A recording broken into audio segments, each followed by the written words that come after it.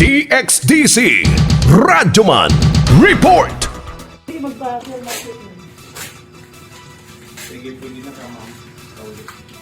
Alayon lang, sige. Dili angay nga mamersonal ang usa ka barangay official bisan og dili ni supporter ang muduol kaniya. Kini ang pipila sa reaksyon sa Davaoenos human nga nag-viral ang video nga kuha ni Pretzel Cabe asa makita nga gigisi ni Kapitan Carlo Roby sa barangay 5 poblasyon Katubig Northern Samar ang papel kun Certificate of Indigency sa duha ka mga estudyante nga ilang gamiton alang sa scholarship application. Komento sa Davaoenyo nga si Aresmi Ormega nga dili maayo nga kinaiya ilabi na sa mga opisyales sa gobyerno ang sama sa gipakita sa kapitan tungod kay giingong dili ni kapartido o supporter ang nanginahanglan kaniya. Komento usab sa netizen nga si Alcris Apigo Alido nga mas maayo kung ipaabot sa Department of Interior and Local Government kun DILG ang insidente di nagtuo siya nga paglapas kini sa Local Government Code. Ding pagsibya dulan katunga sa milyon na ang views sa maong video nga parayon usab karong miani og kalagot sa netizens. Kasama mo sa balita og serbisyo publiko Radyoman Kirby Manzon. Tatak Arimen.